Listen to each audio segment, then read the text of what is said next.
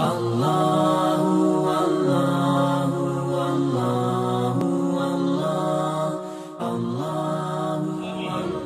محمد اعظم صاحب قاسمی سے گزارش ہے کہ وہ اپنے بند و نصائح سے ہم سب کو مستفیض فرمائیں۔ السلام علیکم ورحمۃ اللہ وبرکاتہ۔ الحمدللہ رب العالمین والصلاة والسلام علی سید الانبیاء والمرسلین وعلی آلہ واصحابہ واتباعہ اجمعین، اما بعد۔ معزز و مکرم اسٹیج پر جلوہ افروز علماء کرام، استاذ محترم، حفاظ کرام، مجھے اس بات کا شدت سے احساس ہے اور میں اپنی ذمہ داری یہ سمجھتا ہوں کہ آپ کے درمیان میں زیادہ دیر حائل نہ رہوں،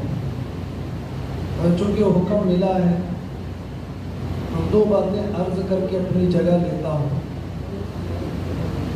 اور چونکہ میں ایک تاریخ کا ادنا طالب علم ہوں، تاریخ کے حوالے سے بات کرتا ہوا کچھ باتیں آپ کے گوشے گزار کر دوں۔ ہم جس ملک ہندوستان میں رہتے ہیں، ایک ہمارے ملک کی آزادی سے پہلے کا حصہ ہے، ایک آزادی کے بعد کا حصہ ہے۔ ہم لوگوں نے کتابوں کے اندر اپنے بزرگوں اور اسلاف کی زبانی آزادی سے پہلے کی تاریخ کو پڑھا ہے اور سنا ہے۔ خاص طور سے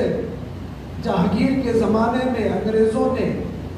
ایسٹ انڈیا کمپنی کے حوالے سے سورت گجرات میں ایک تجارتی کوٹی قائم کی تھی،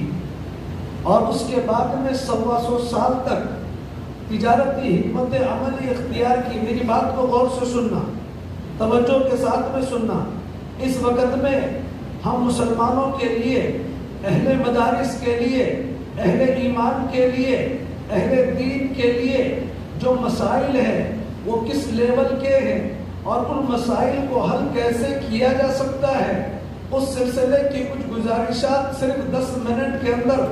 آپ کے سامنے پیش کر دوں۔ تو میں یہ بات عرض کر رہا تھا کہ جہانگیر کے زمانے میں انگریزوں نے سورت کے مقام پر ایک تجارتی کوٹی قائم کر کے قدم جمایا ہے، 125 سال تک تجارت کی حکمت عملی کو اختیار کیا ہے، اور اس کے بعد میں جب یہاں کی مغلیہ دور حکومت میں کمزوری، اضمحلال، غیر استحکامی محسوس کی ہے، تو ان لوگوں نے،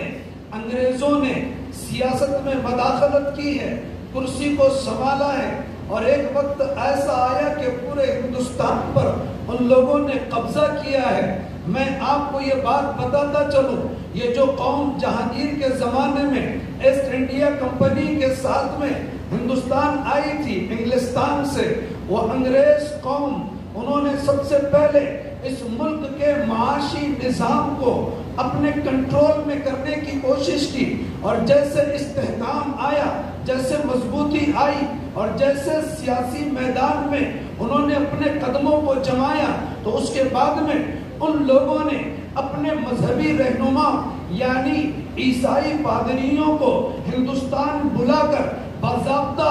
انگریزوں کی تہذیب، عیسائی مشنریز کو آگے بڑھانے کی کوشش کی۔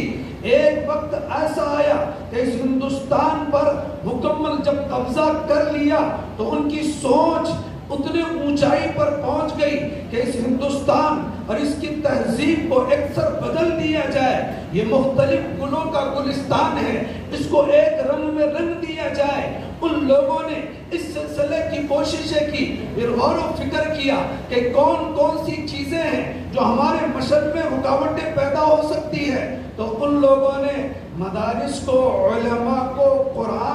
قرآن کی تعلیم کو، اس کے نظام اور اس کے سسٹم کو اپنے لیے رکاوٹ محسوس کی، تو اس کے لیے ان لوگوں نے مدارس کو گرایا، علماء کو شہید کیا گیا، مسجدوں کو گرایا، اور ایک مستقل تفصیلی بات ہے جس کو یہاں پر بیان کرنا بے فائدہ محسوس ہوتا ہے۔ میں صرف یہ عرض کر رہا ہوں،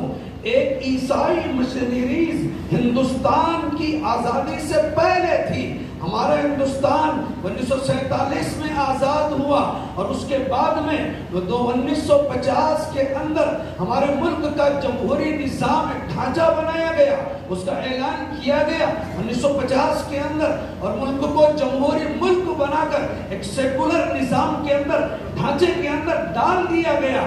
لیکن اس کے ساتھ 1947 میں ہندوستان آزاد ہوا تو 1925 کے اندر ایک یہودی، ایک عیسائی تنظیم جو چل رہی تھی، عیسائی مشنری جو انگریزوں کی شکل میں چل رہی تھی، 1950 میں ایک یہودی مشن اس ملک کے اندر سر اٹھاتا ہے، یہاں کے زمین کا جائزہ لیتا ہے اور باضابطہ اس مشن کو، اس تنظیم کو اور اس کے طور و طریقے کو 1925 کے اندر منظم کر دیتا ہے، اور پھر کہتا ہے کہ ہم 100 سال کے بعد میں 100 سال کے بعد میں اس ملک کو اور اس ملک کی سرزمین کو ایک ایسے مقام پر پہنچائیں گے، ایک ایسے مقام پر پہنچائیں گے جس کے ذریعے سے ہمارا مقصود حل ہو جائے گا۔ وہ کون ہے؟ یہودی ہے۔ قرآن پاک کے اندر اگر آپ یہودیوں کا، عیسائیوں کا تذکرہ کریں، میں علماء کی موجودگی میں بہت ذمہ داری سے کہتا ہوں کہ علماء مسلمانوں کے لیے عیسائیوں سے زیادہ خطرناک اگر کوئی قوم ہے وہ یہودی ہے۔ آج ہمارے ملک کے اندر جو نوعیت پیدا ہو گئی، اذانوں سے متعلق، مسجدوں سے متعلق، مسلمانوں سے متعلق، مدرسوں سے متعلق، ٹوپی داڑھی والوں سے متعلق، ہمارے وجود سے متعلق، میرے بھائیوں یہ 1925 سے اس سلسلے کی محنتیں ہو رہی ہے۔ آج آفیشل لائن میں، ایجوکیشن لائن میں، پولیٹیکل لائن میں، جس فیلڈ میں آپ دیکھیے اس لیول پر اس ملک کو پہنچانے میں آپ کسی بھی میدان میں قدم رکھیے، وہ 1925 میں جس پروگرام کے تحت لوگوں نے مشورہ کیا تھا اور 2025 تک کا ان لوگوں نے جو پروگرام بنایا تھا، اس سلسلے کی ایک ایک کڑی روز بروز ایک سال گزرتا ہے ہمارے سامنے آ جاتا ہے۔ تو وہ یہودی قوم، میں واضح طور پر کہہ دوں، آر ایس ایس کے اندر جو برہمن ہے اس کا ڈی این اے ٹیسٹ کیا جائے تو یہ یہودی نسل کے، یہودی نسل کے، یہ ملک کے نہیں ہے، یہ دوسری قوموں کے نہیں ہے۔ یہودیوں کا مزاج قرآن پاک نے بیان کیا، رسول پاک علیہ السلام نے بیان کیا، دین اسلام میں بیان کیا۔ یہ جتنی چیزیں ہو رہی ہے یہ یہودیوں کے اشارے پر ہو رہی ہے۔ ہمارے ملک میں جو یہودی نسل چل رہی ہے وہ کام کر رہی ہے۔ بہرحال عیسائیوں کا مقابلہ کرنے کے لیے مسلمانوں نے شاملی کے میدان میں، آزادی کے میدان میں قدم بڑھایا۔ 5 لاکھ مسلمانوں نے تقریباً اپنی جانوں کی بازی لگا کر عیسائیت کے مشن کو، ان کی مشنریز کو اور ان کے تبدو کو اور ان کے پلان کو فیل کیا۔ لیکن یہودی بہت شاطر ہے، یہودی بہت شاطر ہے۔ ان لوگوں نے زمینی سطح پر محنت کی، ان لوگوں نے ہر فیلڈ اور ہر میدان کو اپنا عنوان بنایا اور باضابطہ ایسا کام کیا، اور ان کا ایک خواب ہے، ایک خواب ہے 2025 میں اس ملک کو ایک رنگ میں رنگ دیا جائے، اس ملک کو ایک رنگ میں رنگ دیا جائے۔ یہاں کا اسلامی تشخص، یہاں کا اسلامی کلچر، یہاں کی اسلامی تہذیب کو ختم کر دیا جائے۔ ہمارا عقیدہ ہے اِنَّا نَحْنُ نَزَّلْنَا الذِّكْرَ وَإِنَّا لَهُ لَحَافِظُونَ۔ اللہ نے اس دین کو نازل کیا، اللہ نے اس کی حفاظت کی ذمہ داری خود لے رکھی ہے،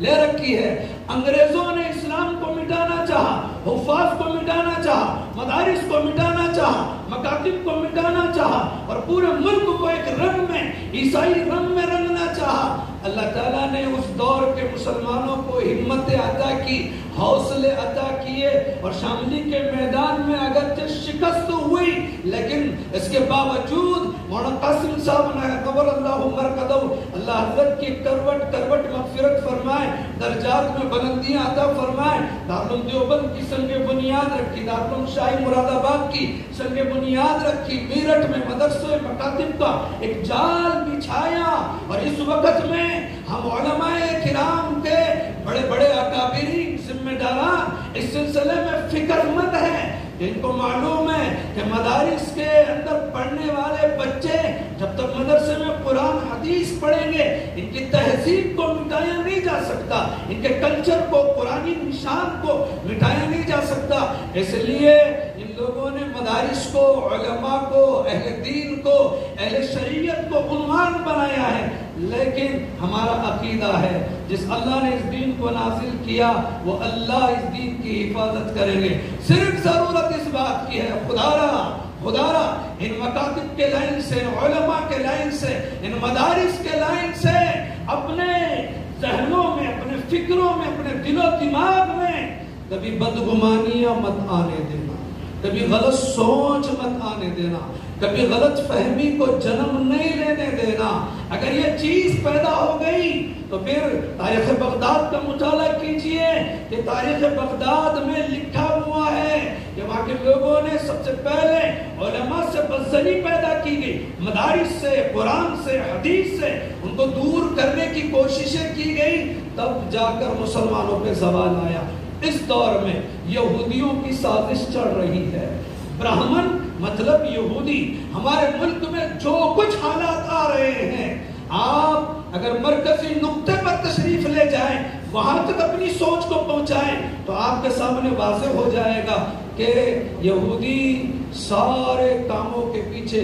کار بند ہے، کام کر رہے ہیں۔ اس لیے ہم دشمنوں کی سازشوں کو سمجھیں، وہ کون کون سے میدانوں سے آ رہے ہیں، ہم کو کس طریقے سے کام کرنا ہے۔ ایجوکیشنل لائن سے یہودی آتے ہیں، جیسے کہ حضور علیہ السلام نے پیشن گوئی دی۔ سائنس اور ٹیکنالوجی کے لائن سے یہودی، کانا دجال جو سب سے بڑا آخری زمانے میں سائنسداں ہوگا وہ یہودی ہوگا۔ تو سائنس، عصری تعلیم کے اعتبار سے یہودی آگے بڑھ رہے ہیں اور تعلیم، دینی تعلیم کے نظام کو ڈیمیج کرنے کی کوشش کر رہے ہیں۔ ایسی صورت میں ہمارے اوپر بہت بڑی ذمہ داری آتی ہے۔ آزادی سے پہلے ہمارے اکابر نے جس ذمہ داری کو نبھایا، وہاں پر دشمن آج کے مقابلے میں چھوٹا تھا،